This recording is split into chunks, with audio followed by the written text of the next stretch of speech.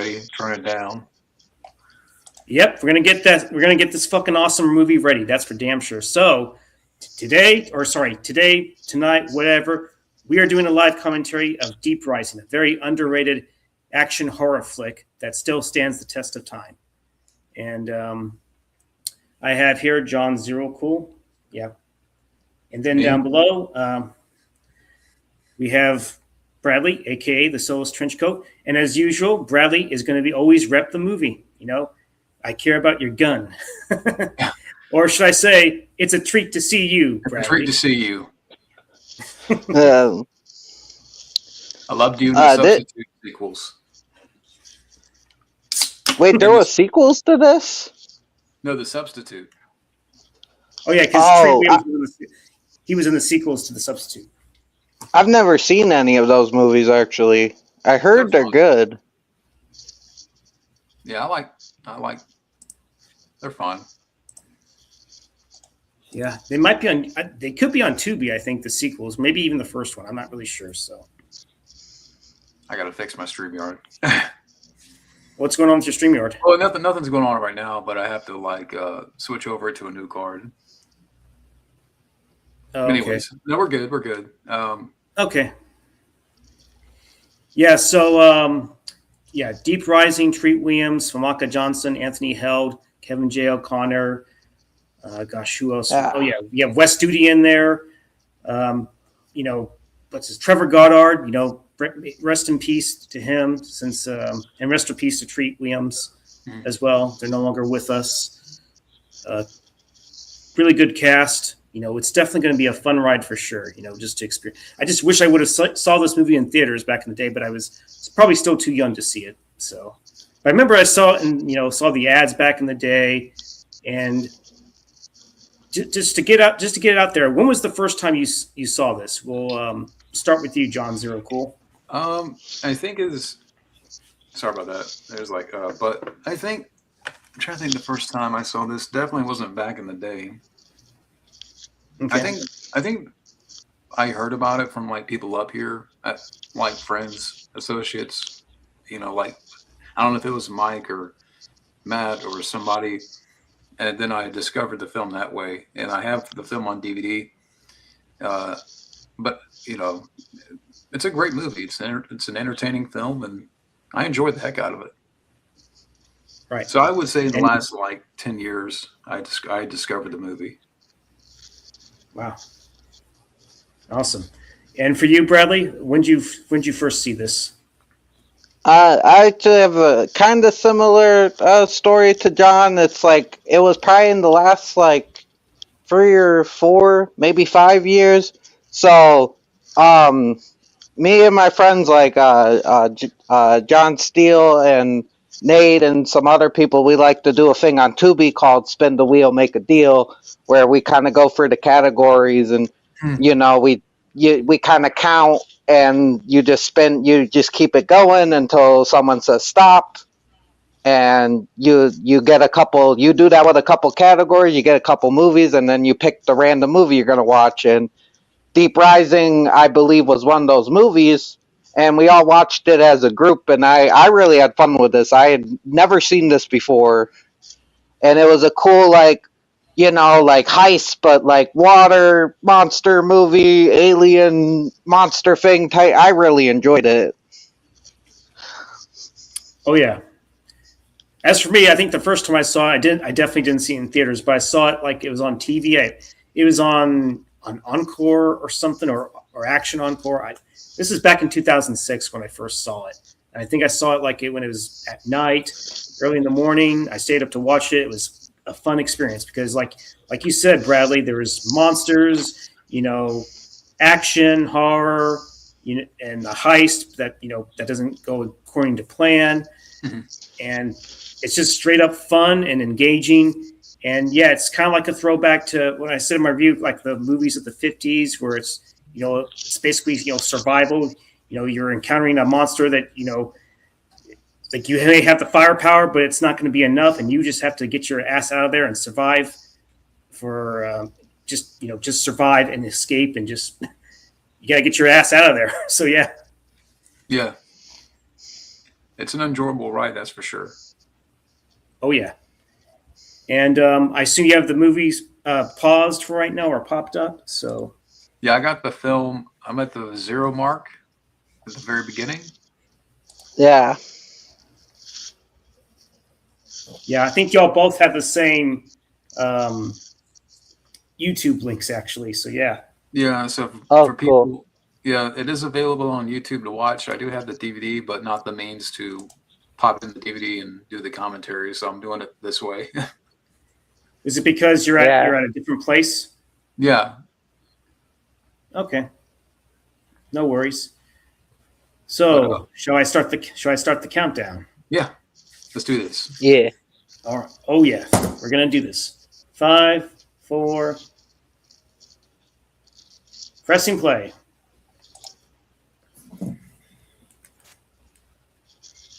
Every time I see There's it, the old yeah, Hollywood pictures. Yeah, It long reminds gone. me. The first movie that I think of is Super Mario Brothers. I think honestly, the first movie I think of when I see that is actually Arachnophobia. If anyone remembers that movie. Oh, of course. And there we have a little far below the South China Sea. Damn. Directed Yeah, by hopefully it's not too loud. I'll turn it down if it is. It's okay. I'm sure it'll be good. The disappearance has remained a mystery.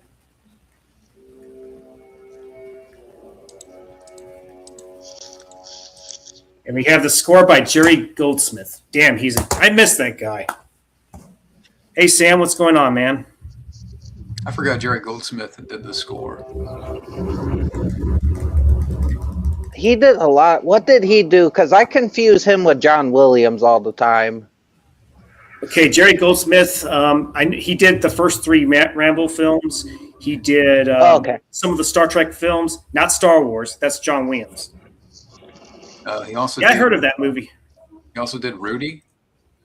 Yeah, and also he worked with Summers again on the first Mummy. But something I heard about Jerry Goldsmith saying that the Mummy was a piece of shit, and I guess Summers got a wind of that, and that's why he never, brought him on board for the sequel. So it's kind of too bad that Jerry said that, because the Mummy is definitely a fun movie too. Yeah, he also provided the score for Leviathan. Oh yeah, Leviathan. We did a commentary on that. Sadly, fucking Groombug Fields was on that, but who cares? Anyways. Thou shalt not mention his name. Yes. So I guess But, I pat myself in the head for that, but oh well. And yeah, there we go. Treat Williams. Damn. Originally, believe it or not, Harrison Ford was going to be up for the role, but he ended up turning it down. Can you imagine that? How Treat's great here. Just imagine. Maybe I don't know. I'm sure he would have been good, but I feel like Treat in his own way, he brought something to this movie. Yeah, I think I will say. Oh, go ahead, John. I was going to say, it has. One thing I love about him here, I think he has an everyman quality. Mm-hmm. But go ahead. Well, I will say that this character does give me Han Solo vibes, but like you said, it's kind of like if Han Solo was like a construction worker or something, Yeah. like that dashing rogue, but like mixed with like the common man. Yeah, good. That's a good way to say it. And you have this other, I forget the actor's name, but he played Benny in The Mummy. Kevin J. O'Connor. Yeah, that's right. And there's Wes Studi and Una Damon. From what I understood, I think she was in her 30s when she did this movie, and she still looked like she was in her 20s. So she looks really good for her age here. Go look her up. I want to see how old she was when she was in that movie. But sadly, she hasn't acted in anything since 2007, and probably more than likely she retired. And I think Wes Studi's still around. Yeah, I think he's a producer now too. I swear they gave. Let's see how. She was. Yeah, she was like. Well, they technically filmed this in '96, so she was actually probably 31, 32 when she did this movie. Yeah. That's Clifton Powell there. He'd been in some numerous films too. I remember I saw him in what was that? It was that movie with Snoop Dogg. Bones, I think he was in. I just remembered that. He was I also first in saw him Ray. yeah, he was the villain in Collateral Damage. Oh, Clifton Powell was in that movie too? Okay, I guess I forgot about it. And what studio he's been in things like he was in Last of the Mohicans, Geronimo. Gosh, what else has he been in? Oh yeah, Street Fighter. We did a commentary on that. Fuck yeah. That's a fun movie. But yeah, definitely for sure. And the Argonautica. I think this was CGI, and that's pretty impressive for CGI. The Argonautica. Yeah, I mean, unless maybe it was actually a model and CGI combined. I don't know. It's pretty decent CG. It's not bad. Not bad. It still holds up. Even though Harrison Ford ended up doing this, and they downsized the budget from like 75 million to like 45. It's still. I think they did a pretty good job with the budget they had for sure. It looks like it's 100 million, but yet it's only 45 million. But sadly, despite all that, it still flopped. What was the reason why Harrison Ford did not do the movie? Like, was he just coming off Air Force One and just? I don't know. Maybe it wasn't for him or something. And I know that I think someone mentioned in the role of Joey it was going to be Jim Carrey. And while I like Jim Carrey, I think Kevin J. O'Connor. Oh, is that the curly hair dude? You want the one that works with Finnegan? Yeah, the kind of silly guy, but he's almost his like second almost. Yeah, I like that guy. Oh, yeah, no, that was whoever this guy was. That's his role. No, Jim Carrey would not do it justice. No offense. Right. No, he would kind of feel like out of place in this movie. Yeah. I think he'd play it too silly. Yeah, too silly. He probably would have been cracking a joke every 2 seconds or something like that, probably. Plus, this guy, Jim Carrey, he could play probably this type of role, but this guy just fits the look better. He looks like, I don't know, he'd be stealing from a cruise ship. I can't see Jim Carrey as a robber. I mean, I know he did do a movie where he robbed people, but you know what I mean. Yeah. Then we're introduced to Anthony Held's character. I don't know who. Apparently, he was a last-minute replacement too, like Famaka was. But I had no idea who was this actor here was in Silence of the Lambs. Yeah, he was also in. I think he was also in Hannibal as well too, and he was also in the John Grissom films like what was it, The Client, Time to Kill, and it was some other one I can't remember. So. He was also in Bushwhack too, if anyone remembers that movie with Daniel Stern. I haven't seen that movie. I've heard of it. Oh, I think I've seen that one. Yeah, good times, but those good times are about to sadly end. Yeah. And then we're introduced to Famaka Johnson's character. She was just coming off GoldenEye, and I'm trying to remember what else she started after GoldenEye in between. I think this is probably something she did next because, like I said, this movie filmed in 1996 and it didn't get. They delayed the release till it was supposed to come out in '97, but for whatever reason, because there were too many movies being in the lineup, I think they had post-production problems. For whatever reason, the load of the special effects for Dream Quest Images was too much for them to handle, and so they ended up going with ILM to kind of help them out at the last minute, and they had to basically match the special effects footage to what DreamQuest was making. So that took a bit of time, and of course, that they decided to dump the movie in January, which was not a good idea because that's usually considered dump month for movies or movies that they the studio doesn't have any faith in. So I didn't know this was filmed in '96. Yeah. And then Famaka actually was like I said, she was a last minute addition because originally Claire Filani, if you saw was it Meet Joe Black? She was in that movie. She originally played Trillian, but for whatever reason, 3 days into filming, she ended up quitting because I guess her and Summers didn't see eye to eye, and that's why she got replaced with Famaka. looked up her filmography. So in '96, she did a movie called Dead Girl, or that came out. '97, City of Industry. And then '98, she was busy. She did like Monument Ave, The Gingerbread Man, Deep Rising, RPM, Rounders, Celebrity, The Adventures of Sebastian Cole, and finally The Faculty, which is a banger. But she Oh, had yes. like 6 movies in '98. Damn, she was fucking busy. And some of these are bangers too. Yeah. Oh yeah, there's Cliff Curtis and Demon Hansu. They would have some pretty productive careers. And rest in peace to Trevor Goddard, the man that was the original Kano. Yeah, but yeah. That is Kano. Yep, Trevor Goddard. Yeah. Yeah, I think he passed. I think the last thing he did was Pirates of the Caribbean. He had like a small part in that. Yeah, and he also appeared in a few seasons of the show Jag too. And now he's about to get seasick again. Didn't he like pass away from like drugs? It was like a cocaine overdose or something like that. Some kind of overdose, I think. Sadly, that's what killed him. Accidental overdose, yeah. Probably. Definitely not seasickness. Ooh.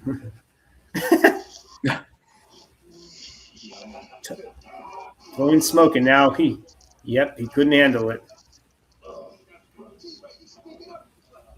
And Joey's trying to sneak in, get a little info, a little intel on these guys, see what their cargo. Oh, that's the job. Is Kevin J. O'Connor still active? Because you don't really see him much now. I think the last thing he did was maybe something in 2020, but he hasn't done anything since. He might have retired. I'm not sure. Unless they're going to try to bring him back in the Mummy Legacy sequel that's being talked about. No, that would be a stretch.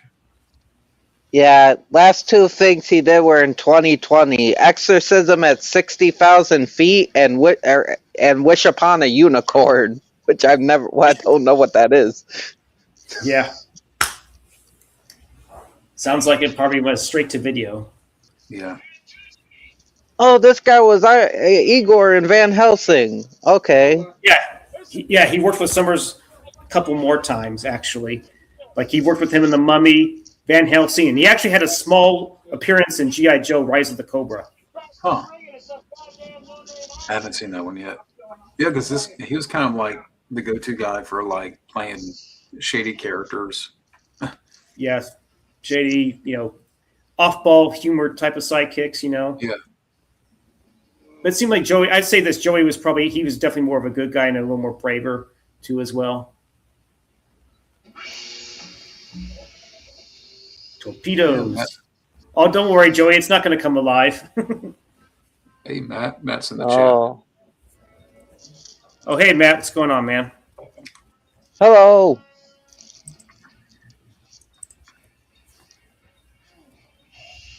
Yeah. Demon Hansu's character. Yeah, holy shit. Hey, yourself, Matt. Hey, Matt.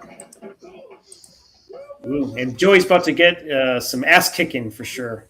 Yeah. I like the little quote he says, "If I can do for you, you come to me." Ooh.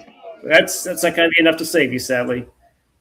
They're all kicking. They're all engaging in the kicking. So what's the last thing Stephen Summers directed? Thomas. Oh, okay. On Thomas. That was a decent movie. I haven't seen it, but I've heard about it. I've seen it. I mean, it's decent for what it was, but I'll probably discuss it later. And here we go, the man of the hour. He's going to come and save his sidekick.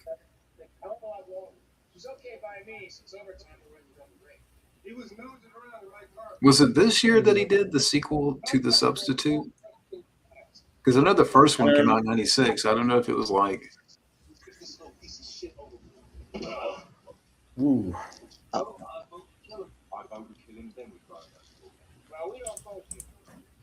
It's not a democracy.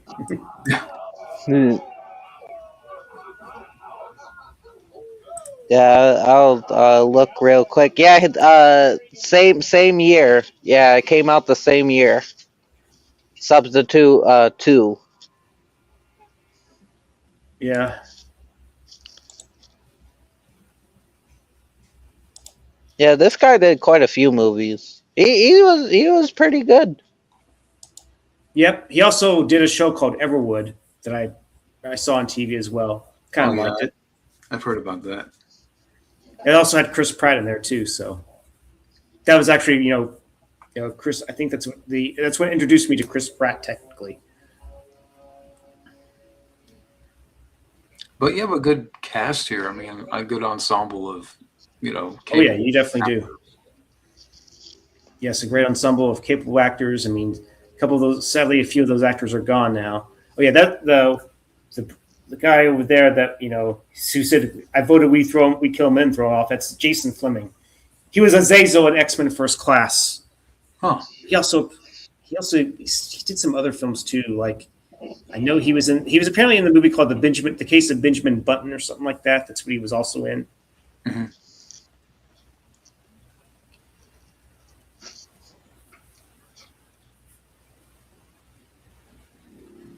Oh yeah, Trillian trying to break in.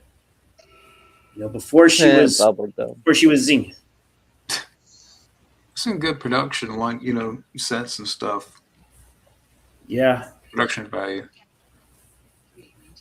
Yeah, a lot of people thought he filmed in the cruise ships, but if I recall, he didn't film in the cruise ships because apparently they were just too cramped because they would not give him, the freedom of the camera angles, the desire to, shoot, left, right, up, down, sideways or whatnot. This was shot. I think these were built. I think these were on a soundstage. I think they built. Oh wow. Hmm.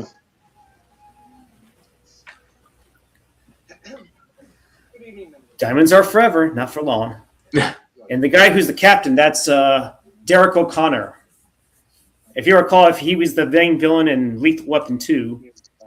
And Okay, maybe I vaguely remember him. I haven't seen those movies in a while. And also, he was in a movie called Brazil, which I have yet to see, but I heard it's an interesting little flick. Oh, Brazil is great. Like Brazil, very out there film, but it's got a lot of like good social commentary and messages and stuff, and it's just a fun, trippy movie. Oh, And the captain's taking back his card, but he didn't get back his wallet. I'm surprised there wasn't an American Express. Never want to be anywhere without it, right? yeah. And now she's in what do you call it? I can't believe the name is escaping me. It's where they store food. Like the freezer. Kind of. Yes, kind of like And some of course- bunker. And of course, Layla, she can sew things too. That's nice. Yeah. Giving him, getting him stitched up.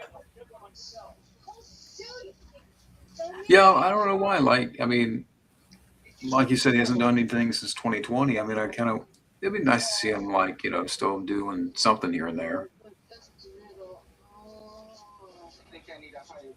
Yeah. Talking about O'Connor. Right. Hey, Daniel. Hello. Yeah. I mean, yeah. The last thing he acted was some things in 2020. But what was the last big thing he did? I don't know. It's because those films definitely don't. I've never seen them or heard anything about them. Yeah, and he did like a TV show in 2019. I forgot the name, but he did do it. I saw he did a TV show on that list. Wait, is this the guy that plays Dr. Jekyll and Mr. Hyde in League of Extraordinary Gentlemen? That white guy that was. Oh yeah, that was the other movie. Jason Fleming. Yeah, that was definitely him. That was him. Oh shit! I haven't seen that. I actually like that movie. Oh, what? My bad. What were you saying, John? I know I was saying like I haven't seen that one in I don't know, a few years at least. I think it's okay. Mhm. I've seen it. It was okay for what it was. It's just too bad that Stephen Norton hasn't directed anything since then. It was because, I know the floods. I know the sets when they were filming the sets in Prague got flooded, and he had some problems with Sean Connery or something like that. I guess that was the major breaking point for him, and he has not come back to direct anything since. Yeah, I enjoyed that one. I get it has problems, but I have fun with that movie. Yeah. And it was, from what I understood, that was also Sean Connery's last film that he acted in too.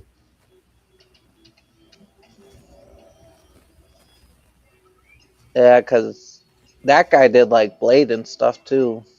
Oh yeah, that's right. Yeah. And you reviewed Blade on your channel, and you said that was the best one of the three, right? Yeah, I mean, I would say, yeah, in the order they came out, I would say that's my favorite from 1, 2, 3. Mm. I mean, I enjoyed 2 quite a bit. I Yeah, think it's a great. the first two are follow-up. definitely the better ones. Yeah, And the I first one- go ahead. I said the first one had. Oh. I think it had more edge Right. and stuff like that. What were you gonna say, Are we- Scotty? I was gonna say I actually don't hate the third one. It's definitely my least favorite, but it's at least entertaining in some areas. But it could have been better. Yeah, I'm a 2. I love part 2. Part 2 is my favorite. That's Del Toro got in there and worked. I really like that one. Blade 1 is awesome too, and then 3. That's a movie that happened. I guess it's there. Yeah, Yeah. And John you gave that movie. You gave the third one a 3 out of. Was it 4 or 3 out of 10? I 3, can't 3 out of 10. I think. Mm. I like Ryan Reynolds had some good moments. Kind of a taste of what was to come with Deadpool. I just didn't care for the villains and Triple H. Them by as a vampire. Me. That's a whole nother. And I really like this tense scene where apparently the monster is just going to crash right into the ship. And this is a very impressive shot of when people are being flung out or being dropped and being thrown off the balcony of the ship and everything. Yeah, it's a great stunt work. It's great stuff. Apparently that was now I remember it was I think that who filmed that and directed that sequence was Vic Armstrong, I think. If I recall. Was it Vic Armstrong? I know that he's the one. He definitely. That's why that's so effective. I have a question. So, why do you think like they don't make films like this now? I don't know.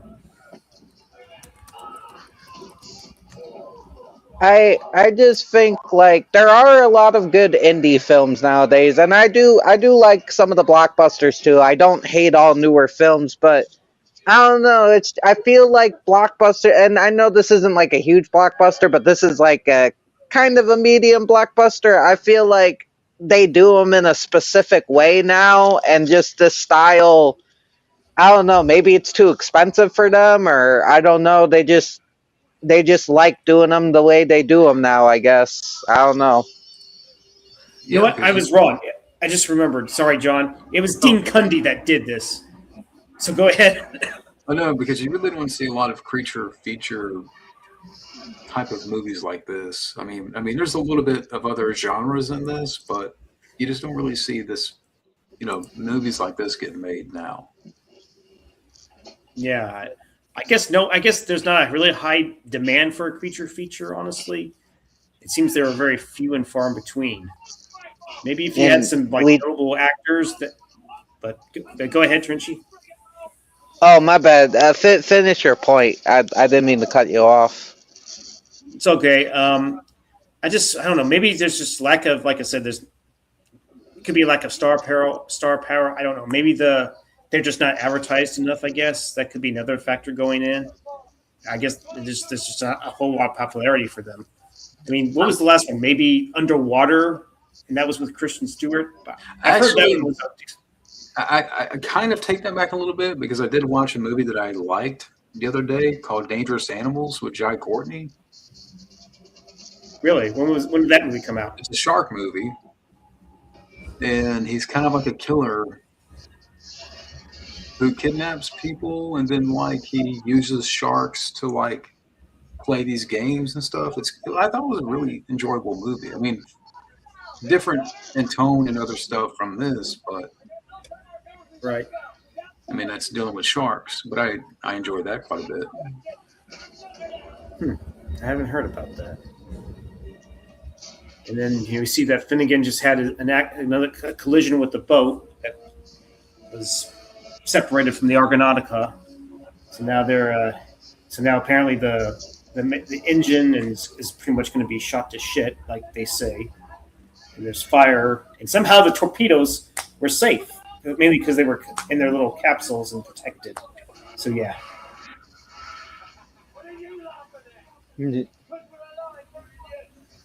Yeah, we're live. Well, here's the question: if Stephen Sommers had not directed this movie, do you think it would have been a good choice?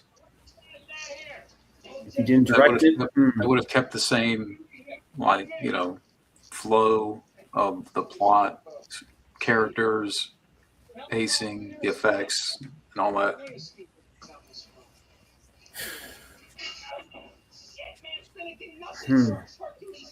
Who wants to go first? Are we talking about maybe one director, or maybe possibly several others? Maybe, or like maybe like, do you think Rennie Harlan would have been? Do you think he would have been he would have done a good job with this, or? That's who I was thinking too. Probably he would have upped the action quite a bit, I'd say. Yeah. I don't know if maybe the horror element might have stayed the same, maybe a little less, but he definitely would have upped the action for sure in this movie. Probably we'd have another action sequence. Maybe he would have actually had a fight between Finnegan and some of the mercenaries. You never know. I could see that being a possibility. Yeah, but I mean, I know that's kind of like a what if, but I thought Stephen Sommers really brought some enjoyable direction here. Yeah, I think he balanced out the action, horror, and the comedy pretty well. And this film was also written by him too. So, okay. It would be different, but I think it would be close to what it is. What about Paul Verhoeven? Because yes, there'd probably be some commentary in it, but I feel like he could get he wouldn't capture Sommers' mood exactly. He had his own twist to it, but I think he could get a little close. Like Rennie Harlan, I would say would be number one, but Paul Verhoeven may be number two, and that would be interesting. You know what? I'm going to throw this other name out there too. Maybe Paul W.S. Anderson. I could see him doing something. Yeah, like this. I mean, this is kind of like alley. Paul Verhoeven, this would have been a lot more violent. Oh yeah, definitely. Yeah. Way more violent. Probably would have gotten X, I think. I think whenever Billy gets consumed, when Billy's half eaten it, I wonder if it would have been probably even more uglier and grittier and just probably bloodier too. Like maybe his entire body might be a skeleton with some flaps of flesh or something too. Yeah, he would have taken the plot to the extreme. That's for sure. Yeah, he would have taken the plot and the gore to the extreme as well. And of course, Joey's staying up for his girl as well too, which is nice.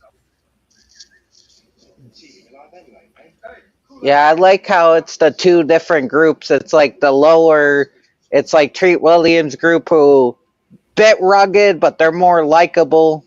And then you got like the more like full on like mercenary type criminals. So you got like two warring groups. Oh yeah. It's a good contrast of characters here. Yeah, a little good tension between them. They're definitely going to be laser focused on their mission going forward.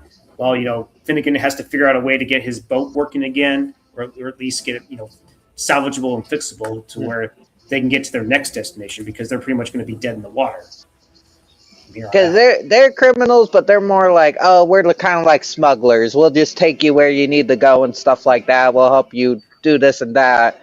But then these guys are like full on like criminals. Yeah.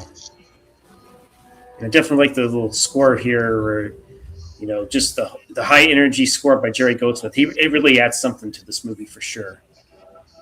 Yeah. And it's a great, it's always great to rewatch again. And maybe I'm not really adding a lot of thought here or information because, I've seen the movie, I've seen this before, but it's just a great movie to revisit. And Oh yeah, and it's it's definitely a fun movie to have. Some beers or some drinks in general. Speaking of which, I'm going to grab my drink.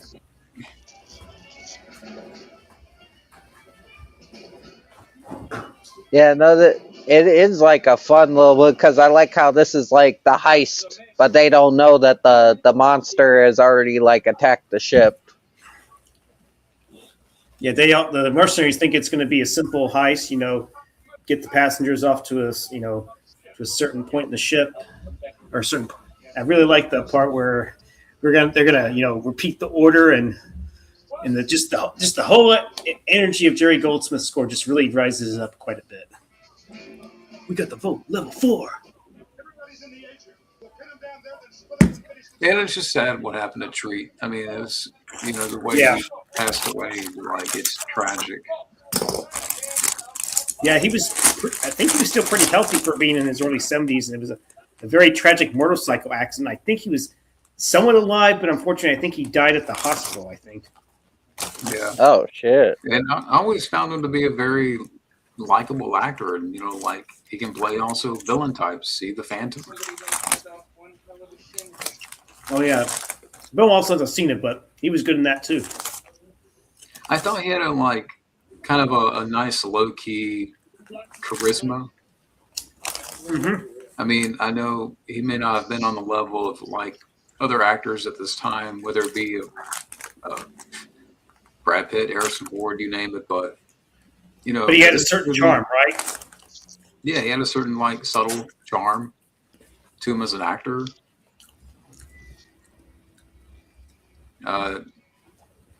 Hell, even Treat just said the one line, I have a bad feeling about this. Yeah. That's a Star Wars line. And Apparently, he was in one of the Star Wars. Yeah, he was I don't think he had a speaking role. It's like kind of like a background actor. It was Empire Strikes Back, I believe. Really?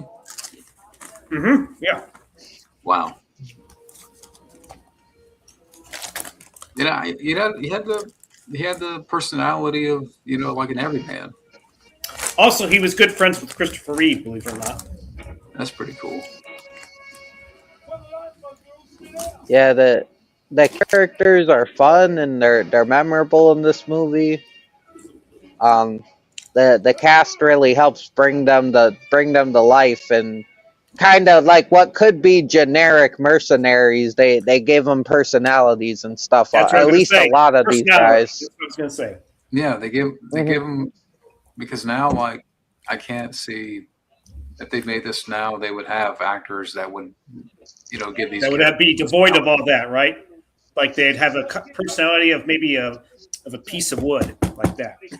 Yeah. I just think now too, and I hope this isn't taken the wrong way. They don't want, like, they go for more model type people. I'm not saying that every famous actor now is a model, but they go for more model type people. While in this, like, I'm not saying any of these people are like ugly or anything, but like they have more rougher faces, like Bond, Yeah. he looks rough, like he could have like been like, this character, like, like he probably maybe had a hard life or something like that, or like some of the other guys, the Kano guy, the guy that played Mr. Hyde and stuff. Mm-hmm. Or even like the character that's on screen right now with the hat, the funny guy, like even he looks a bit rough. Like, not saying they're ugly any means, but like, I don't know, they're not models. They look like regular people. And they have distinct features that make them stand out, but it's not like model feet. If that makes sense. I'm rambling. Yeah, but. No worries, it's all good. You're making a good point. They're just, like you said, they're everyday, realistic, looking people. Not pretty boy model types or people that just don't have they're devoid of a personality and can't act worth a shit these days, Yeah, and it's not forced. or monotone. It's not forced acting. They're making the best of these characters. Yeah, because even though they're not going to last a whole lot, they at least have a presence. They stand out.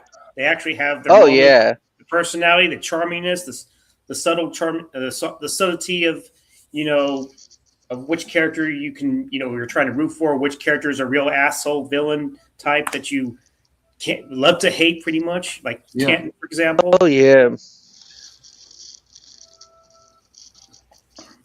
She's trying to do the MacGyver thing here. Yep. And it works. Come on, Eugene Gray, you can figure this out. Dude. And only that, I actually share the same. Well, not the same date, but I share the December. I share the same birthday as Treat Williams, not the year, but the same date as well too. So yeah. Oh, with Thompson Johnson. No, Treat Williams. Oh, Treat. Oh, same birthday. Yep. That's cool.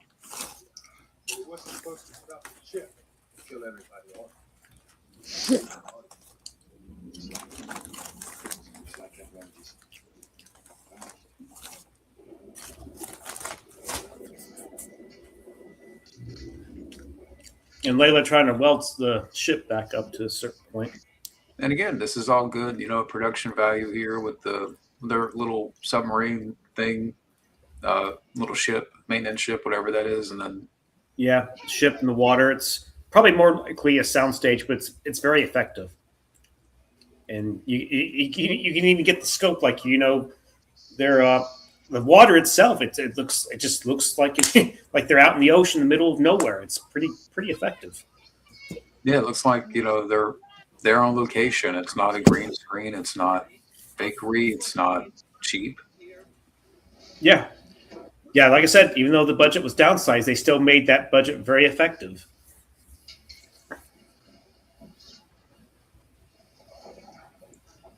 And I wouldn't be surprised if that's an actual, welder in the flame. It looks pretty good too for, and you're welding in water. That's going to be kind of risky too. Yeah. And then the body itself that just now popped up, that's practical work, not CGI. And it's human, but you can tell that all the fluids have been drained out of that body, which is pretty eerie. Yeah. Now, this might be a silly question. Is this available? Is this on Blu-ray? Yeah, it was released by Kino Lorber. Okay, I might have to pick that up then. I have it. But just be aware, it's pretty expensive. Okay.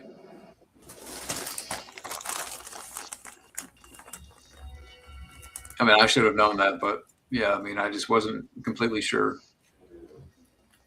Mm-hmm.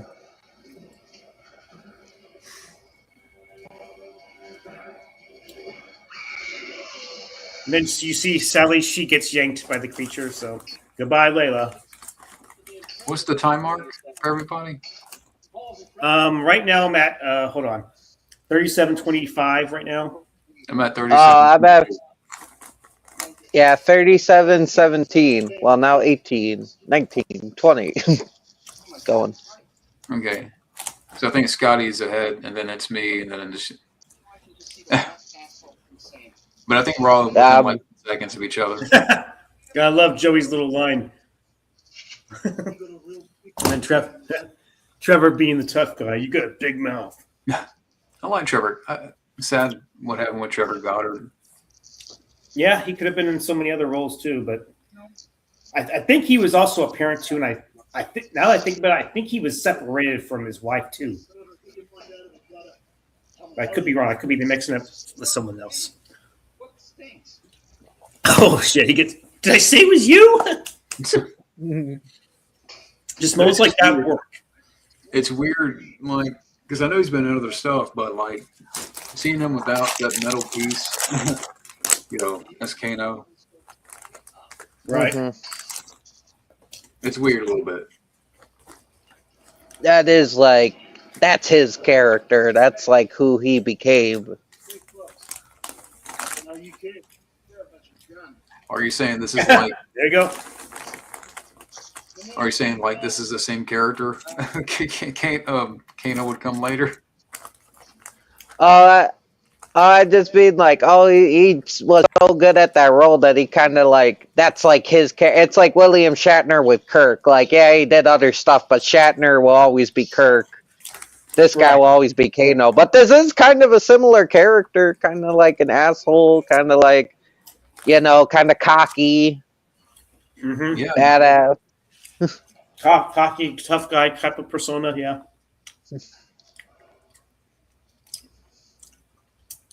now, have any of you guys, like going back to Tree for a second, have any of you guys have seen the Substitute sequels?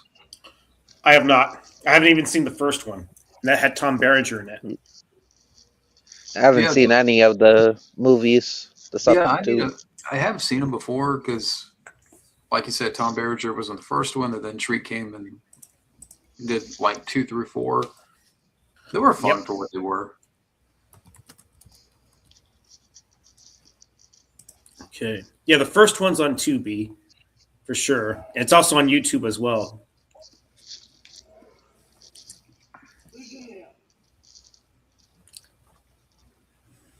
Something not human. You come out now, I'm gonna kick your ass. He still emanates, Kano, except he has a gun, but no laser eye. And he's got this thing going on here on the side, this little hairstyle, whatever it is, that little.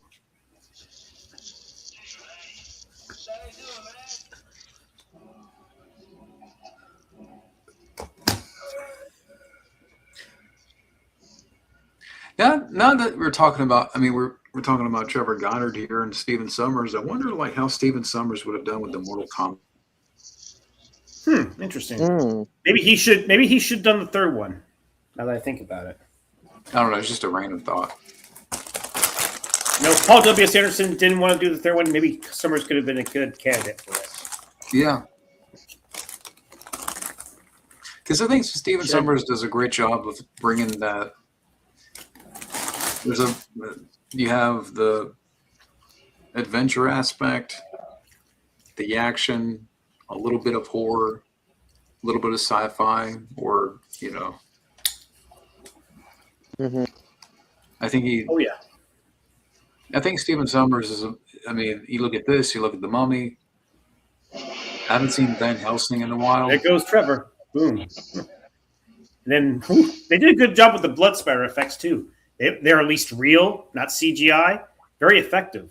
Yeah. Just shows you just how dangerous this creature is. But what do you guys think about Stephen Summers' direction? Like, Well, what happened to Steve? What did you do to him? In this movie, yeah, Relax. It wasn't us. I think it's good. I like how the movie's shot and how I like all the characters and how they're acting, and I think he helmed it pretty well. Like I like the way the movie's directed because I like how he seemed to have a good order on because this is like a big cast too, and he's like it seems like every character at least has a cool moment. He gets a lot of the beats right. I feel he does a good job with this. Oh yeah, definitely. He definitely knows how to give characters their moments. He's very effective with the camera movements. Though that's probably the cinematographer, but he really captures the characters' personalities well. They mesh well. Even though they're mercenaries, they seem to have a really good rapport. There's even this moment right here where boom, one of the characters gets an axe in the head, and he definitely bounces out. It's scary, shocking, but also very funny too. And where he says, "Jesus Christ, son of a bitch," kind of reminds me of the part where at least it's fun. But there's like something similar that happens in Howling Part 7, where at the very beginning, where he's like saying, "Oh yeah," one character's like, "Oh Jesus Christ, holy shit, Mother of God." That's just bad acting. The acting here is very natural. Summers really gets some really good natural performances out of these actors because they're very good at what they do. They bring something to them. Oh And yeah. He balances out all the action, the seriousness, and also the satire comedy elements as well too. That's what makes this movie very memorable and still it still stands the test of time. There's good horror sequences. There's good tension. I like how he's kept the monster off screen. Like we've had like third attack going on right now, which Yeah. these are good attacks without showing the monster, which is actually Yeah, really good. It's in that too. Exactly. That's a good point. Yeah, And he there's- has not shown the creature in its full form yet, and even though you don't even see it in its full form yet, you just see the scarier tentacle form, and even like you said, the makeup or wherever, however he does the blood spatter effects, it's very effectively done because it's real. And You think know about, this creature means business. yeah, I mean, it's kind of like, him. I mean, he would go right into the Mummy after this, and it's kind of, there's a lot of energy here between the characters. There's a lot of energy in the direction, and you Good kind point. Energy, yeah, they and you work see well. that- They have great chemistry. and you also see that in the Mummy. Like Yeah. energy between characters. Hell, like I know it has problems, but I still enjoy Van Helsing, and I feel like Van Helsing also has that fun, like all the characters have an interesting thing to them, and memorable characters, and stuff like that. But yeah, even this is just a classic monster sequence, and yes, it doesn't break the bank. It's nothing we haven't seen before, but it's very well done and very cool. He knows how to handle this monster right. And like it can sometimes when you hold the monster off too long, it can be frustrating. But sometimes if you do it too soon, it's like it kind of wears off as well. I think he finds the right balance in this film. Yeah, I was gonna Like say. and he Oh, go ahead. Oh no, I was just gonna say, and he keeps the monster threatening without showing it, and keeps the not showing it unique as well. What were you gonna say? I was gonna say Sci-Fi Channel, take note, but I don't know if Sci-Fi Channel is still around.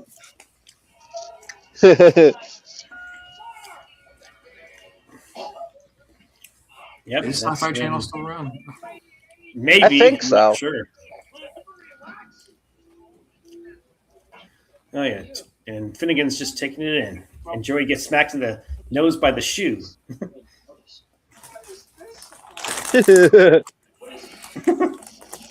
Yeah, I'm so glad this is not Jim Carrey. No offense, Jim Carrey. I'm so glad this is this actor. Yeah. He just sells it so well. I love because his character's a little greasy, but he's like fun. Like he's an enjoyable. He's very enjoyable. He's a very likable character. I don't think. He Yeah. does some dumb stuff here and there, but he's just curious about things. Like he was curious about the cargo and stuff. Anyways, go ahead. Jim Carrey was considered for Kevin J. O'Connor's role. I think so. That's what I remember I read. I didn't kill anybody. Suck it on this shit. Bullshit. It's not bullshit. Well, I just, yeah, it's just the only that's good just thing weird that to Sam me. Like, Cannon I don't know. You killed him, didn't you? Did you? Oh, what'd you say, Scott? yeah, I heard you the first time. Need him right in the groin. It's infested, but things are everywhere. Yeah. That's what I don't know. Never seen anything like it before.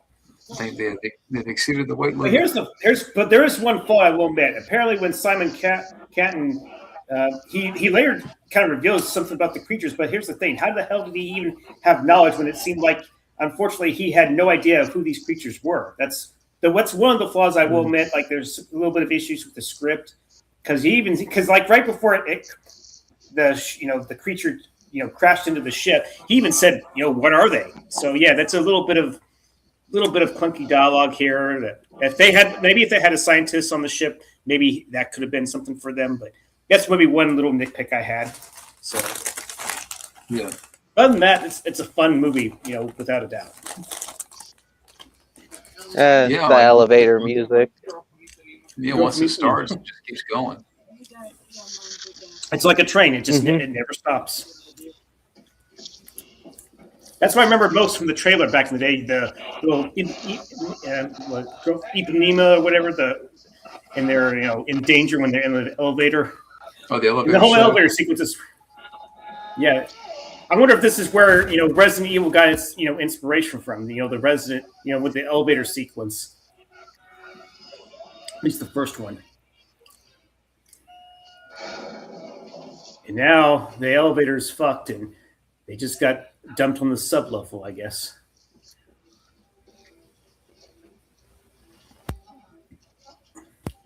And here, there's like, decomposed bodies here. That's still very effective. The bones and the parts of the flesh that are still on there. Yeah, great Or special the effect. decomposing remains. Yeah, it's a very effective special effect right there. Who provided the special effects again? It was Steve Johnson, and I'm trying to remember who else did that. Gosh, I have to go back and look at. I had to go back to my review. I remember I mentioned them, but oh yeah, I think Rob Bottin actually worked on this movie. Now I think about it, and some of his designs were inspired by him. And I like this part where he says, "Now what?" That's like his catchphrase. And then there's a nice little moment where he's like, "Okay, you get the gun now." What are you about to say, brother? And I couldn't tell if that was practical or CGI right there, but even if it was CGI, it was pretty damn good. Yeah, there's some again. Like, Oh, go ahead. I'm oh sorry. no, you can say. What were you gonna say? I was just pointing out again the special effects of the bodies. Yeah, those are definitely practical for sure. There's no way in hell those are CGI. Another good mix of like practical and CGI in this film again, which I think is something that should be done more. I don't mind them having CG heavy films, but I do think in the end of the day, CGI and practical should be together, because CGI can help some worse practical effects be better, and then practical, at least like you have something physical there, so it's like, which CGI is not tangible, so it's like it's just very helpful to have both in your movie, I feel. I get not everything can be practical, but I just think like you should do some practical when you can, and then for like if you got to do something bombastic and it has to be CGI, then go for it. It's funny you mention that because I read something where the whoever's directing the next Mummy film, they want to like emphasize more practical over CGI. I think it might be those guys who directed the Scream 5 and 6. I think that but that might be the case. So I have to look at that. So We'll see what happens with that. Yeah, I don't see. and I don't see. I don't see why they don't get back Stephen Summers, but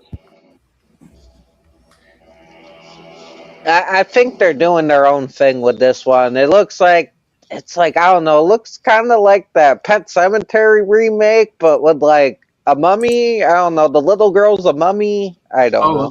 Well, they're doing another mummy film with Brendan Fraser. Oh, wait, they are? Yeah, Neat. and Rick Weiss. Oh, that's cool. yeah, but like I said, it's going to be the directors Matt Bettinelli Open and Tyler Gillett, the guy that directed those guys that directed Scream and Scream 6. What the hell? No. Sorry, I didn't mean to be so visceral, but no. What the hell? Yeah, it's gonna Terrible. I heard supposedly they're going to start filming this year, and it's going to be like released in 2028. Yeah, that's what it said, 2028. I just don't know if I think they really should have got Summers back. I don't know why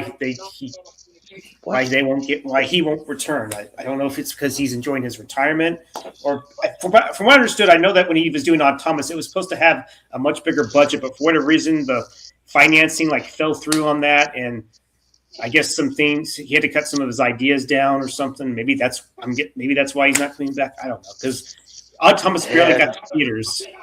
So Do you think that's why he kind of stopped directing? He just got tired of it, or maybe just like I said, the experience on Odd Thomas didn't help.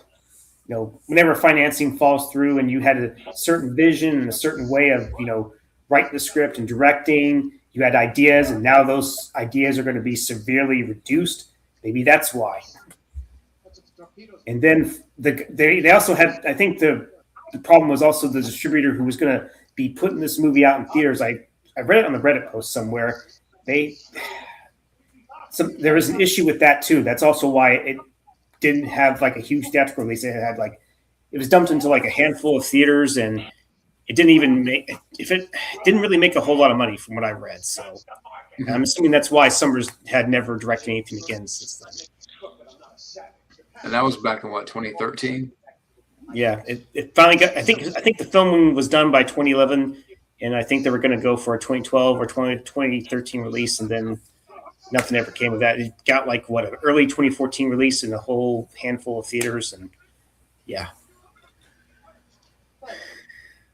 And then we see that Trillian decides to change her wardrobe. She's no longer the lady in red. Now she's just in normal clothing now. And then you see the little goo from the creature. This I think might have been. I think this was either practical and CGI or a mixture of both, but it's very effective.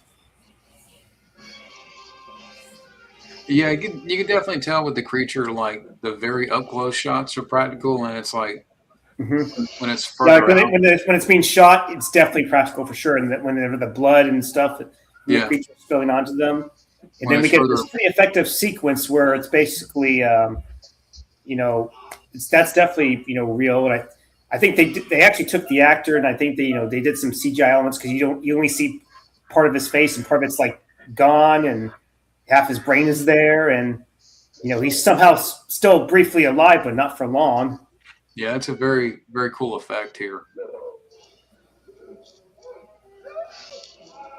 Yeah, I think it's a cool monster, and it's an original monster. It's not really a take. Like, it's similar to other monsters, but I like monster movies where they create something that's not like, oh, it's not a werewolf or a vampire or like a demon that already exists or something. It's just a monster. Like, here's something new, similar to stuff that came before, but different. I just had a thought in my head. This is kind of like, I mean, you can almost say it's kind of like Tremors on the ocean. Interesting way. Yeah, the parts where you see where Joey's struggling with the gun, but he's able to get it firing. Then you see whenever you see the tubing of the creatures, that's actually the practical stuff right there. When you see the slow moving of the tentacles, and of course being shot, more likely that's probably practical. That's still very effective. I mean, we're almost at the hour mark, and like everything, like it moves at a great pace. Oh yeah. This is where you now see the creatures slowly start to be revealed to the audience, and you saw what happens if the people were not fully digested. They'll probably be alive briefly, but they won't be for long because half their organs have been digested to some degree. And then we see this sequence where they see one of the tentacles kind of how should I say this? Like they kind of getting to know the surrounding and kind of checking things out. Like this guy, like you see the tentacles like checking out the steam, and it's like it wants to open up the valve of the. And then when it hears something, it actually senses it. It's like they can sense through hearing, and then you see the mouth of that tentacle. It's pretty effective, even though it is obviously CGI, especially when it gets up close and it moves on to Finnegan. And then Trillian, of course, saves his life. It's pretty effective. Yeah, it's just great stuff. And I think these two have a fun relationship as well. These two characters. Yeah, they definitely have some solid chemistry, Treat and Famaka as well.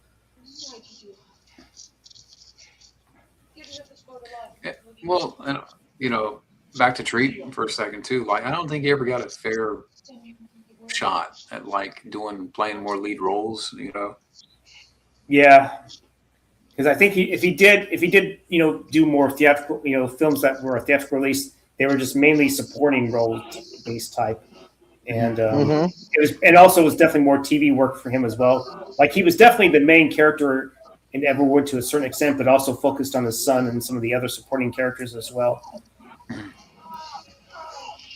And here we see that Captain Oh boy, that way his legs get squished up and he gets swallowed up.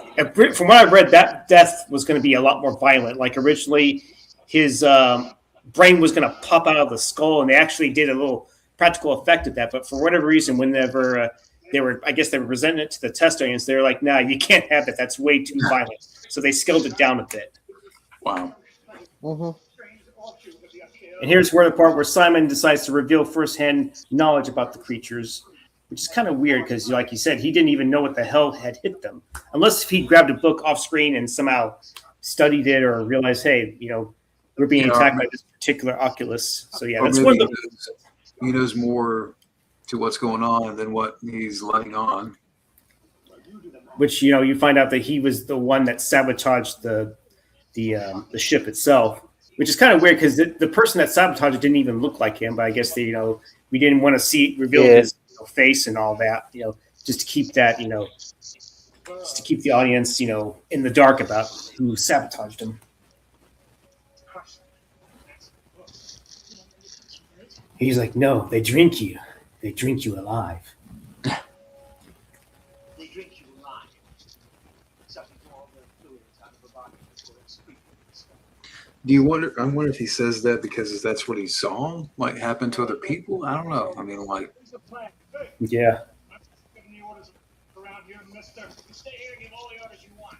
I'm getting back up to my phone. Treat's like, fuck this, I'm out of here. You can blame him. Of y'all course. can deal with it. How can you blame him? He wants to have the lady tag along, Finnegan didn't have a woman, at least Joey even had a woman, but Finnegan didn't. So yeah. Yeah.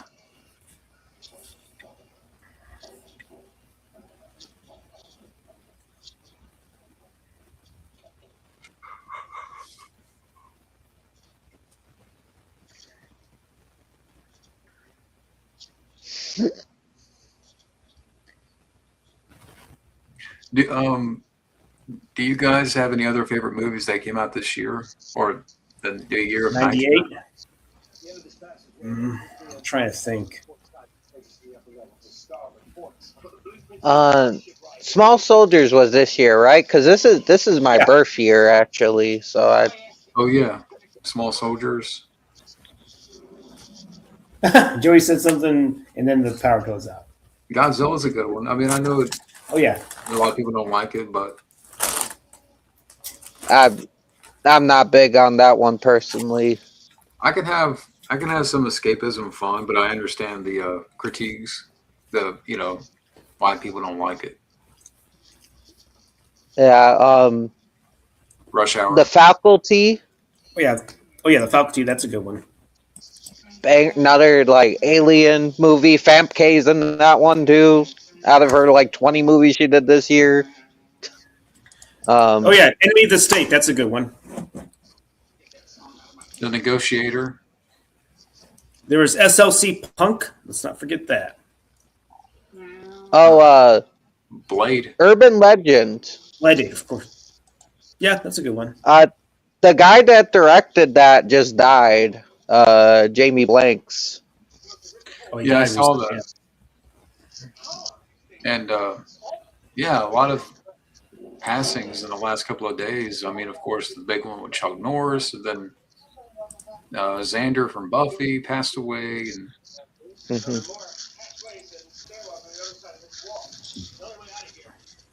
Yeah, I think also one of the guys that wrote some of the Sandman and stuff, he just died too,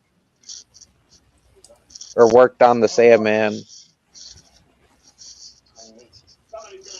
Yeah, but this is 98 was a great year. I mean, Oh yeah, now that I think about it, Star Trek Insurrection came out that year too. Oh, low key banger, kind of some not, but lots of water in this movie too. Hard Rain, man, Hard Rain is dope. Oh, yeah, if I recall, I think Rambo Rap for Life's a fan of that movie. I think. I remember that Oh, one it's so good. That one was part of a double pack with Drop Zone with Wesley Snipes. I think I have that somewhere. I really enjoyed that one. Like when I first saw it, I'm like, hell yeah! Especially Morgan Freeman's like a bad guy in it. And I thought he did excellent. One of my favorite bad guy roles from him, and how they do it so good. I think I've seen it once, and I need to rewatch it again. Yeah. Oh, Blade, of course. We were just talking Yeah, Blade.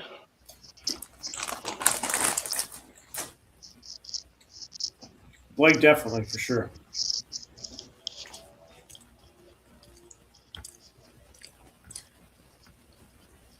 Ready on the left, ready on the right. Fires, what's your lane? I like your What's up, John? avatar. Yeah, it's the Warriors. Hey, John. So you're saying you like John's avatar, John? Yeah, the Warriors. I saw that again. Like I want to get it on either DVD or Blu-ray, but yeah, I was watching Get it the on. Arrow 4, get the Arrow 4K or Blu-ray, whichever you want to get. And I would recommend the theatrical cut, not the director's cut. Okay. And John can definitely vouch for that too. That's the theatrical cut is what he grew up on.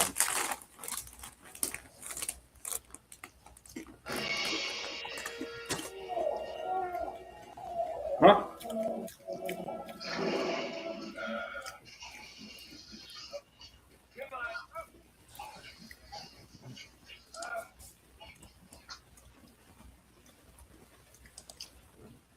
Yeah, that was a cool little underwater part. Yeah. And I like this little part here where Mason's starting to freak out. Hell, this shit's freaking me out, man. Oh yeah, Lethal Weapon 4 came out in '98. I forgot about that. Oh yeah, Lethal Weapon. And I just like the little dialogue here from Joey. Can you just get asthma? Yeah. Oh yeah, to be born with it. U.S. Marshals.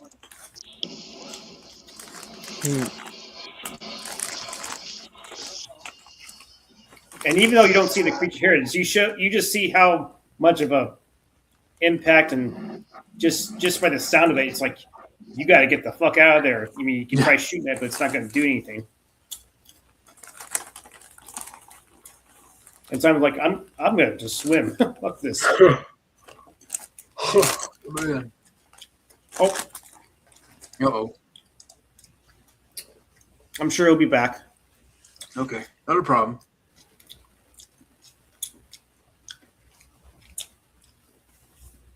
Yeah, I hardly stay up this late. It's okay, man. It's all good. Yeah. Yeah, you got the creature right here. Yep. I mean, what do you think of the CGI? I know. I mean, it's decent CGI. I mean, I do feel like if it does linger on for a bit too long, it's not maybe quite as effective. But this was the '90s. Yeah, I think it worked for this movie. I mean, like I said, It's definitely a movie you should not take seriously at all. It's a movie. It's just a fun and engaging type of flick that friends should be over to see, whether you're having beers, food, or whatnot. So yeah. Yeah, and that's what I love about the movie. It's like it's entertaining, it's enjoyable, and it's a thrill of a ride. Yep. And sadly, Mason's gonna get taken as well. But here's the good news: he was not going to go down like that.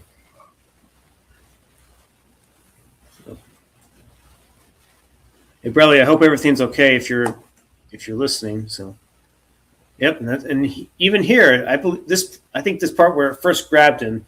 Now, this part here is definitely CGI.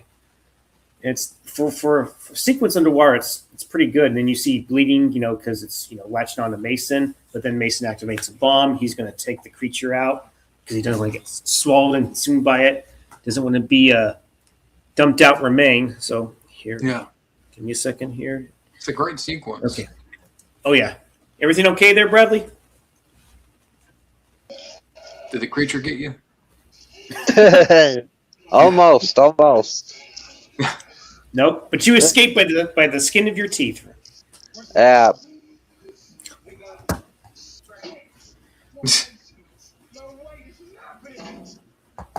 And the Mulligan starting to have a little freak out here.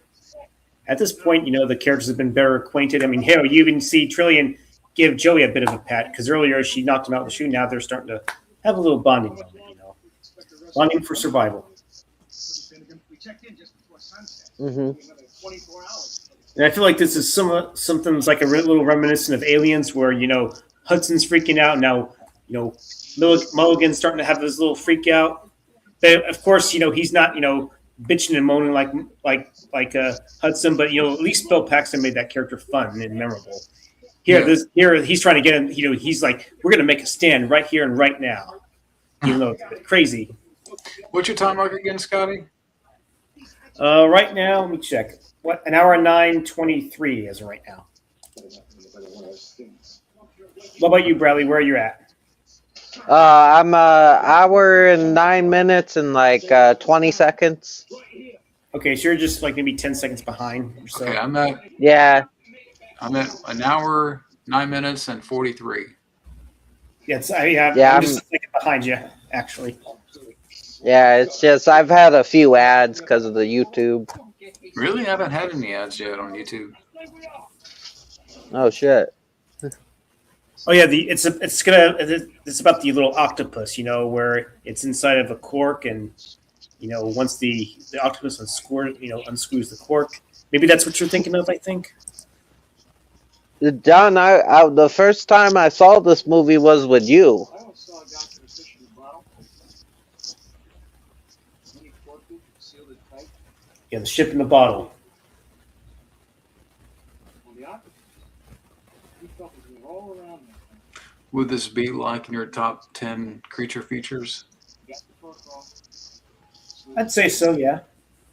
And the fish.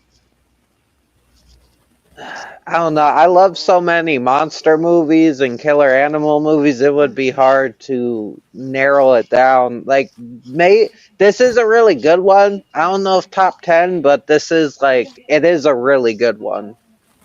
So maybe like top 15 to 20. Yeah, maybe somewhere in there. I'm just a big. I love monster movies. I love monster, and I like killer animals movies too. But I love monster movies. Like, give me a monster.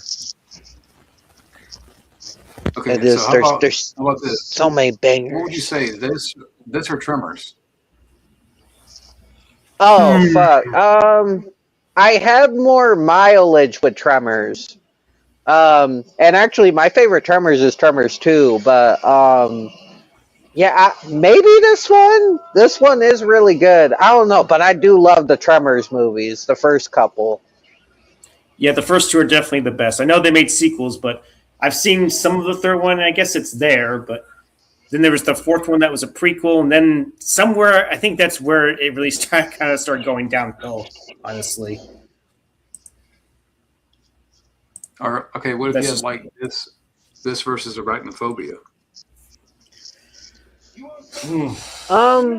As much as I like Arachnophobia, probably this.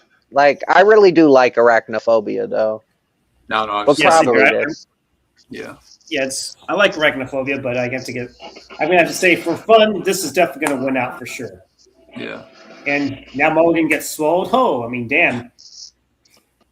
Yeah, I'm No just kind blood of like, splatter. I'm shocked. yeah, I just wanted to come up with a couple of titles, like I was trying to think of other creature features. Now, how about this or The Thing? The Thing, Probably The Thing, yeah. I think it's, as much as I enjoy this, The Thing for me is like on another level. Yeah, because that's all practical right there. All Yeah. practical. Way more suspense. The mystery is heightened. Mhm. The tension is more heightened. That's not to say that it's not heightened here, but I think there's a lot more deeper things going on there. Yeah, it's a lot more tense than The Thing because you don't know who's who. That's a fact. Yeah, the thing is great.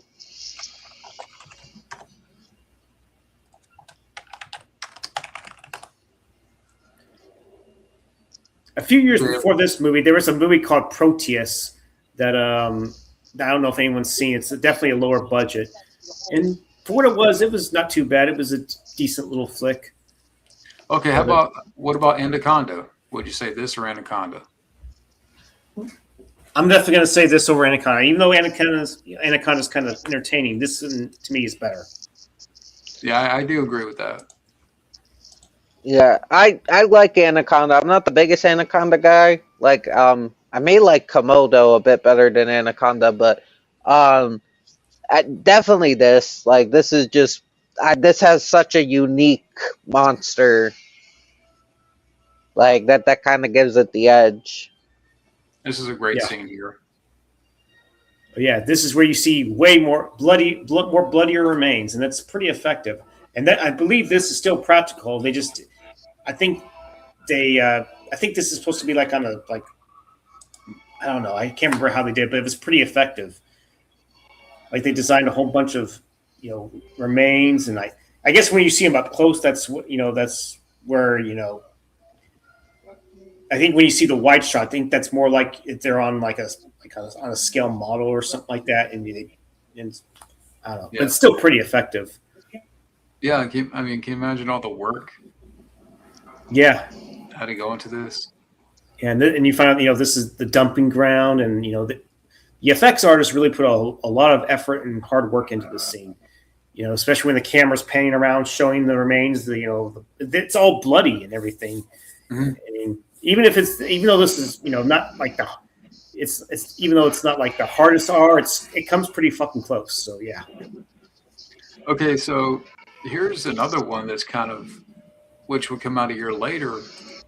Like, what would you say, this or Deep Blue Sea? Okay, that was more of a Oh shark. shit. Okay, that's kind of hard.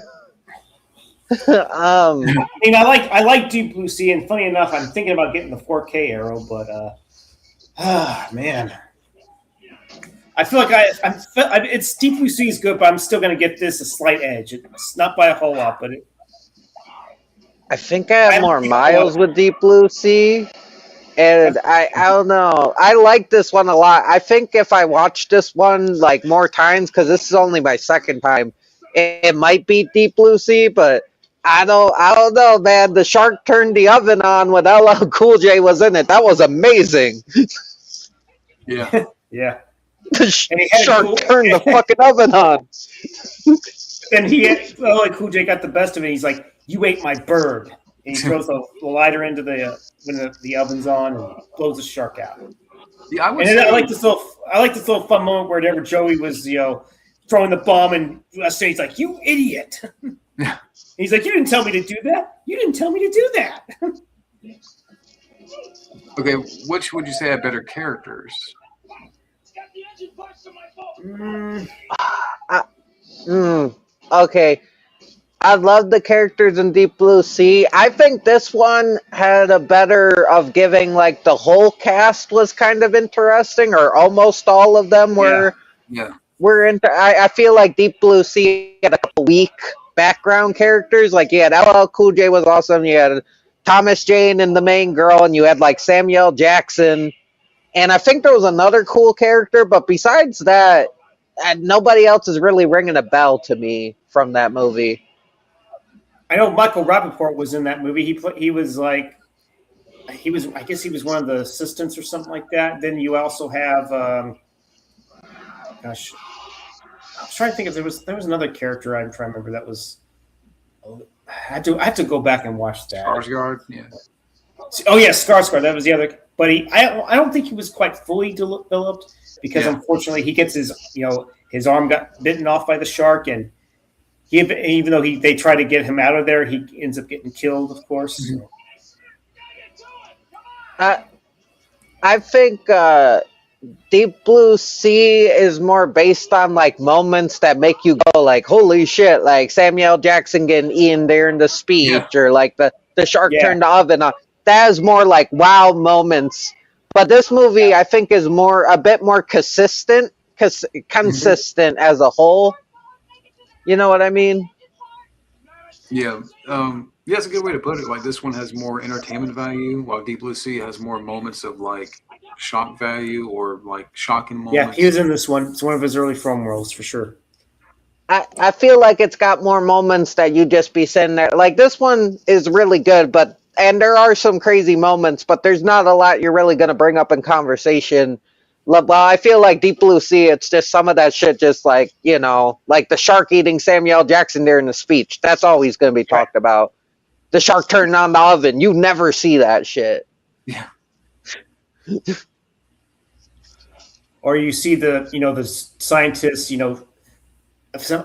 stripping down to just, her bikini and all that, is able to shock the shark with electricity.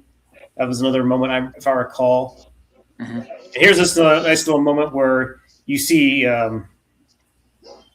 Hanover, I think that's the character's name, Wes Studi character, is one of the tentacles is on him. He's slowly going to be consumed. And there's this one moment to pretty much, put a bullet in his head so that way he won't feel the pain of being digested. Yeah. I think part of that was practical and maybe a little bit of CGI, but it was mainly practical when that, the creature's, slowly engulfing him. It's almost like it's trying to, like it's messing with him. Like they are intelligent because, when they are trying to, cut off their exits and everything. So it shows that maybe the creature is a little bit intelligent, maybe. Mm-hmm. Maybe not the smartest, but they have some intelligence to them. And this is a great. He shoots, "You asshole!" That's the last thing that Jody says to you. I bet you really you're about to feel a lot of pain after that, for sure. Yeah, I don't like. I get he's the bad guy, but I'm like, did we really gotta shoot him after that? You fucking idiot! Well, then I think the creature made him do it. I think, and then, boom. All right, he's about to be engulfed for good. Okay, Lake Placid. That was 99, I think. Yeah. What about Lake Placid? Is this or Lake Placid? Oh, I'm going to say this definitely. I'm sure Lake Placid, has its moments of fun and cheesiness, but I think that's when they really went off the rails and I think that it looks like to me that alligator was CGI, unless for the close-up moments, unless they use practical, I really can't say much. I haven't even. I mean, Lake Placid is great, but it's definitely one. Like, I do like that movie, but it's definitely one of the weaker creature features. Like, you kind of just watch that because it's like, oh, it's Betty White feeding an alligator. That's cool. Yeah. But, like, that's, it's not the strongest of the creature features. But it's, it's a nice little one. It's good. Yeah, it's not. I still like the movie. I would say it's more like kind of done with a wink because of the humor. Yeah. I guess tongue-in-cheek would be more like it. Yeah. I mean, this is definitely tongue-in-cheek for sure, but it's definitely more fun and tongue-in-cheek in a way. Yeah. I like how he goes there. He's like, "You lost the parts."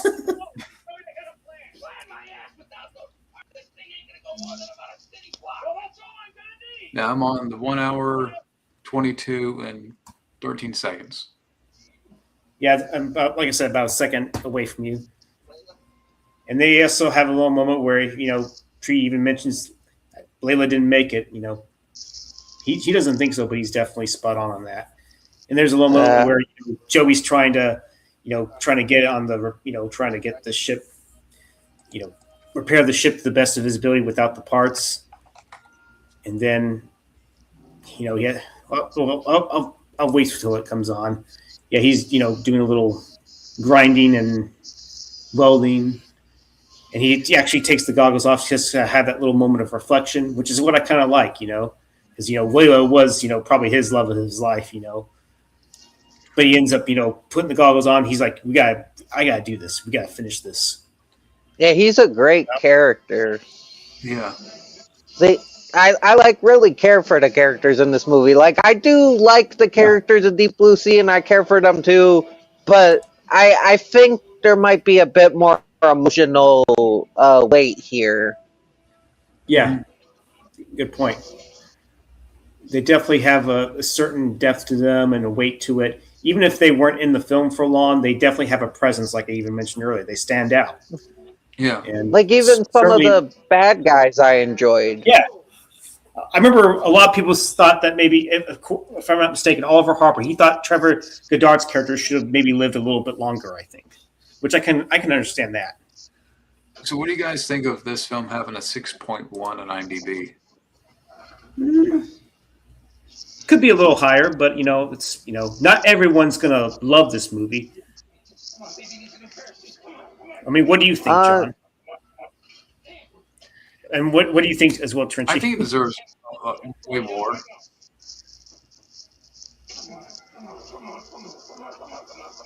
Yeah, I think it deserves higher than a 6.1. Yeah, I agree. I agree.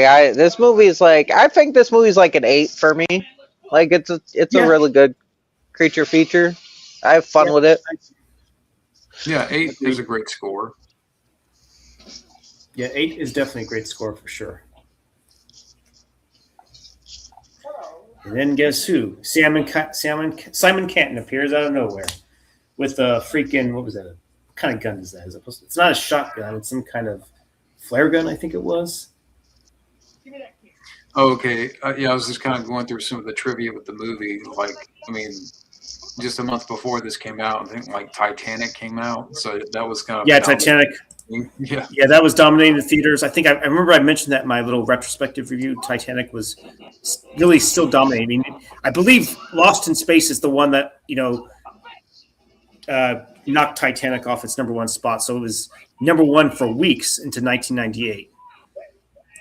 I can't get over the fact that, and I know we mentioned this a couple of times, that Jim Carrey auditioned or was about to work on the movie. Like, can you just imagine Harrison Ford? He was considered for the role. What's that? I mean, I can see maybe Harrison Ford to some degree, but Jim Carrey, no way. Kevin J. O'Connor really owns that role. Let's be honest. Treat Williams definitely made that role his own too, and he had a certain, like I said, certain charm, presence, personality. Like Bradley said, everyday guy, similar to Han Solo. He even has I have a bad feeling about this. Although I think that was more like Obi-Wan, but I think Han Solo had said that line before too. So yeah, he has like a Han Solo presence about him as well. I think Jim Carrey would have been too big Solo for charm. Yeah. The problem with Harrison Ford and Jim Carrey, and I could be overthinking this too, is I don't know if they would fit the characters. Maybe Harrison Ford a bit more than Jim Carrey, but I feel like there might be tension on set because Jim Carrey has this thing where he tends to overact, especially in this time. Like he can do serious stuff too, like Truman Show. But I think he would like take this movie, it's a silly movie, so I gotta be silly. And that may, I don't know. I don't know if Harrison Ford would be grumpy or something. I hear now. I don't know if he was back then, but I feel like he would get on his nerves like he did with Tommy Lee Jones in Batman Forever. Yeah. Like, I feel like Harrison Ford would not put up with some of Jim Carrey's shit if Jim Carrey was going, over the top in this movie a little too much. Yeah. Oh, sorry. I think Treat might be a little more classy about it. He'd be telling Kevin, he'd be telling Jim, pipe down a bit on the humor, man. Come on. So. And Treat was what were you going to say, John? He was actually 5. What's that? Oh, my bad, Scotty. Nothing. You go ahead, John. Yeah, I was reading that apparently Harrison Ford turned us down to do 6 days, 7 nights. That movie wasn't too bad. I mean, it was entertaining to a certain aspect, but I feel like Ford could do action, but I think he also wanted to be versatile and show that he can do do more romantic types of adventure films like he had done in Indiana Jones. Now he wanted to do something a little different. That's why he, of course, did that movie with Anna Heche. And then we now fully see the creature. And the CGI, I guess, is effective, but it's obvious that it's CGI. So I think this is the one that ILM may have stepped in and did. And going back to earlier, what you were saying about how the characters all have a certain look that apparently it says in the trivia that ugly actors were cast specifically because producers thought they appeared to have a more natural pirate-esque look. Mm-hmm. Interesting. and again, I wouldn't even say they're like straight up ugly, but they're like rough looking, or they're not models. And I feel like yes, there are still actors that have unique looks today that aren't models that have like distinctive looks, and we have carryovers from the 2000s like Jack Black and stuff. But usually nowadays they like casting these people that look a certain way, and it's like I wish we had more diversity with the actors, because not everybody has to be a model. I like actors that look distinctive and look like regular people. I like seeing ugly people in movies. I know it's both men and women. I know it's unpopular, but I think movies should represent all people, not just pretty people. Yeah. Right. Or conventionally pretty people. Yeah, because now it seems like the way characters are played now, it's like kind of an assembly line, you know, like in where you're out the other kind of, you know, performances. Right. Yeah. Oh, John in the chat said Famke Jensen, thumbs up. Yeah, she was definitely very good looking. She was in her early 30s as well too. So, and she did the role of Trillian pretty well. I don't know if Claire Forlani would have been right for that role since she was originally cast. So it's probably better if it probably was a good thing they ended up going with Famke Jensen in the end. Yeah. And here, this is where he believes Joey is dead. Now, apparently, believe it or not, originally Joey was supposed to be dead, but apparently the test audiences did not like that, so they actually, decided to bring him back, you know, or at least make it seem like he actually, you know, swam like hell to get away from the creature. Yeah. So that was probably a wise decision to do that, because I don't know if y'all would have liked it if Joey had died. Yeah. It could work in other movies, but in this movie, we needed a win. And I do like in some movies how it's like, oh, this guy that should be dead somehow survives, and he's kind of the dumb one. I like that. So I did like that. Oh, yeah, he should be dead, but he survived. And I'm like, yeah, I can fuck with. I don't care that it doesn't make sense. I love it. It's goofy. I like it. Yeah.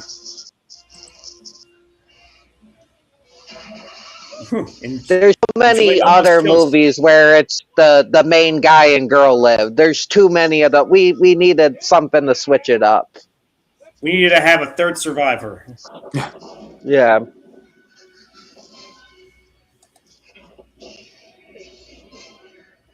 And Simon getting desperate. He wants to get off the boat. Where he jumps the part where he jumps. Yeah, and breaks his leg. He breaks one of his legs, and the other one's also kind of mangled up too. I mean, it's pretty effective. Makeup and effect right there. Yeah. Where I mean, how much of a dumbass you got to be to jump onto a boat that's like probably 30 feet a moving down? boat. Why didn't you just jump in the water or something? Yeah. I'm pretty sure you would not have broken anything.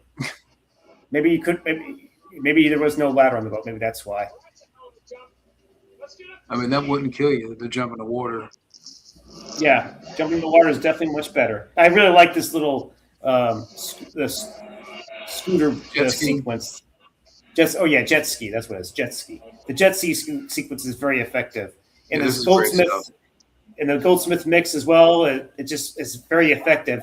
The creature just somehow appears and starts going after them, and you see how whenever the camera pans to them, it's like snapping at them so fucking close. It's very effective.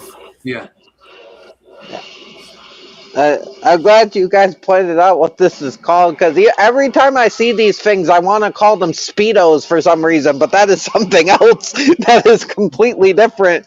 So I'm glad I'm not out. I know that wasn't right, but I'm glad I'm not out here like, look, they're on the Speedo. Like, it's like, oh my God. Right.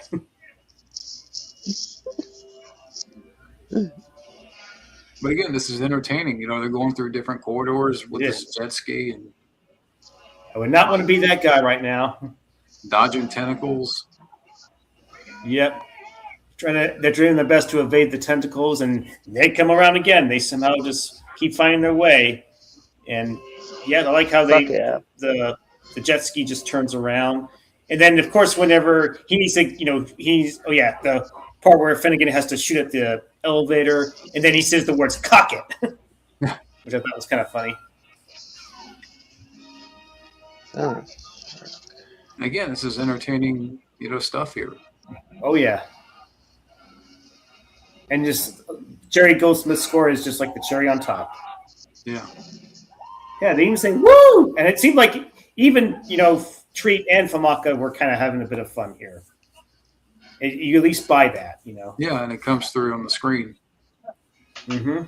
And Kenton's always thinking, "Hey, I got in the boat. I'm going to get out of here." Nope. You ain't going to be you ain't going to be able to escape this. You're going to pay the price. Not with the broken leg. Yep. You're the cap. He wasn't the captain. He was just a person. One of the. Guy. He's about to die. He's just another asshole finance. Another asshole that's about to get his comeuppance. Nope. Oh yeah, that was his cat. This cat. Bye-bye, Ken. Oh yeah, when you see that surfboard kind of come up on the screen, that's where they got the idea where Joey would actually use that surfboard to, get away, because you see Joey come back on the surfboard, and it's revealed that he's alive. This is great explosions here too. Yeah, the explosions were even pretty good. Practical explosions, the fire, all done in camera. You hardly ever see that shit anymore. Even this little sequence where the fire kind of, blows out of there near Treat and Famaka. So yeah, it's pretty effective. This fire, and even right when they're trying to just get out of the boat itself, the fire behind them, and boom, just that's like the money shot right there.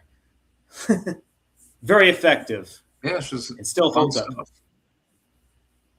And then you see all the rest of the ship blow. And then you see now this, this kind of reminds me of Jaws 3. Whenever you see the creature blow up, but hey, it's all good fun, And the bloat explosion, that might have been CGI, and I think it's pretty effective CGI.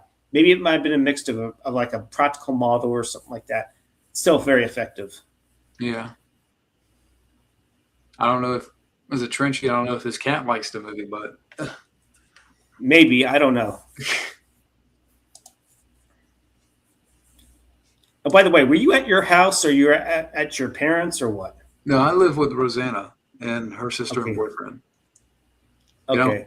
I've been here probably going on a year now. Right. Almost. Yeah, I haven't lived with my folks in like almost 2 years.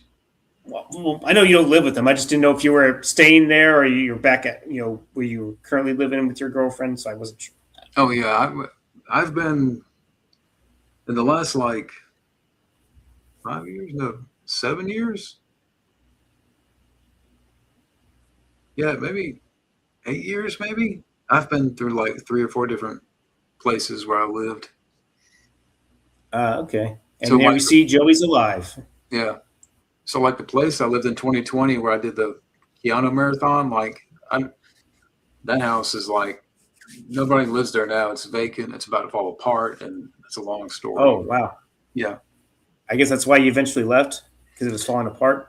Yeah, it was, yeah, I mean, there's more to it than that, but yeah,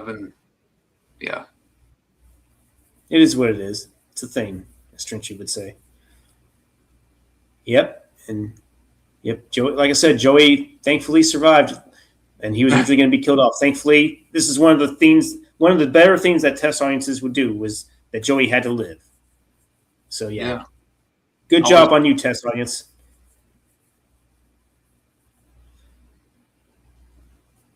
I always forget his character lives. Yeah. And nice little humor. It's like, yeah, I can stick around. You don't have to beg me. Yep. They're all friends now. They've had a journey. And then, damn, I wish Trenchy was here to see this part where you hear the little growl. Yeah. And that's where apparently I think the idea it was going to lead into a King Kong movie, or this would be Skull Island. I'm like, damn. Or a sequel. This was definitely going to be a sequel for, like, it was setting it up for a sequel. And sadly, because it bombed so badly, we never got that sequel. We never did. I just wish someone would have done like a comic and could have, found, written and directed by Stephen Sommers. And so, what are your overall thoughts on the movie? What can I say? It's a fun and engaging thrill ride of a movie that still stands the test of time. Great solid characters, great chemistry. All the characters have, stand out. They have a personality. They have a presence. You definitely even root for the kind of villains, the mercenaries, because you definitely like to see them all escape, and they go about their separate ways in the end. Where no one has to die. And there was a few that maybe you kind of love to hate, like Canton, for example, especially with the way he's a slimy, wormy type of character by the end of it. So yeah, that's definitely one of the characters you definitely don't want to root for, but you definitely, Finnegan, Trillian, Joey, even like I said, the mercenaries, they all have a certain aura. They, like you said, they have energy, chemistry, energy, likable, and it's just fun to be around them. It's fun to root for them. It's, they're dynamic characters that you just, want to see them get out in this, horrendously bad situation that they're in. Yeah. And, the special effects, they're very effective, whether it be the practical CGI, when you see the remains, the decaying bodies, they're very effective. The blood splatter effects are still effective. Even the CGI, for the most part, when it's used, is used to its, to the best of its ability. It just still stands the test of time. And, it's a fun, engaging thrill ride of a movie, and, have fucking fun with it. Yeah. Don't take it seriously. Yeah, it's always great to revisit the film again. It's an entertaining ride from start to finish with great characters that, share an energy between each other, and enjoyable direction from Stephen Sommers. The creature effects are very solid. The practical works when it's there, and the CGI, I mean, even though I know it's not maybe the greatest to look at, but I do think it works for its time. And yeah, I would say it's a engaging, entertaining film. By far. And how about you, Trinchi? What can you summarize overall? Oh, I think this is a little like under the radar type, like water monster, because there's a lot of like water horror at this time with the same thing, like creature features. I still got to see a bunch of those, and one of them was like John Carpenter, and that was like the bigger one. But I feel like this one is really good. It's really fun, and like we've been saying, it's just a solid monster movie that's like it's a bit more like action thrillery than horror, but it's got good horror sequences. It just does everything pretty well. Yeah. It does it like good enough. Yeah. And I forgot to mention Cliff Curtis. Okay. I was going to say that before we did the rating, I was going to say Cliff Curtis, a year later, he was also in another similar underwater movie, Virus, if anyone has seen that one. I guess that one's okay, but definitely Deep Rising's better. I haven't seen Virus, so I've heard about it. What about you, Bradley? Have you seen Virus as well? No, I've never heard of that one. Okay. Well, it had Jamie Lee Curtis. I know Cliff and Donald Sutherland was also in it, and Cliff Curtis was also in it too. So fuck yeah. But yeah, so as far as rating, I guess I don't know, 8 out of 10. You, John, and you, Trinchi, your ratings? I'd say 8. Yeah, I think it's a solid 8. Like it's really good. Yes, 8. But 8's not enough for the hate. Yeah, definitely deserves more than the 6.1. Yeah, it definitely does for sure. Did you want to stay in the back for just maybe a few minutes, John, and then? I'm probably just gonna leave now because I'm gonna. Yeah, I haven't. Do you mind if I go ahead? Do you mind if I end it? So, anyways, we're gonna go ahead and end the stream. We might talk in the back for a bit. If John needs to leave, I understand. You got work and all that. But I just want to say thank you all for the people that watched. Thank you for watching this commentary. I don't think it's going to have anywhere near the views that I did when we did this back in 2024. But I don't care. We had fun with this. This is a fun and engaging movie. And if y'all have not seen it, go watch it. You're going to have fun with this. Have a beer or whatever you want to have or snack, and just enjoy the ride. It's fun for an hour and 40 something minutes, and you're going to get your money's worth. That's for damn sure. I would say do this: watch it, and then watch it again with the commentary. If y'all want. Yeah. But anyways, thanks, John Zero Cool, for stopping by and joining me, and thank you, Trinchy, for joining as well too, because I know this is a film you definitely enjoy, as well as you too, and as well as me. I enjoyed the fuck out of this movie. And what can I say? Deep Rising is a fucking fun movie, and y'all should fucking love it. So, Definitely. all right. You All guys see y'all in the next commentary. And stay retro. Yeah, stay frosty.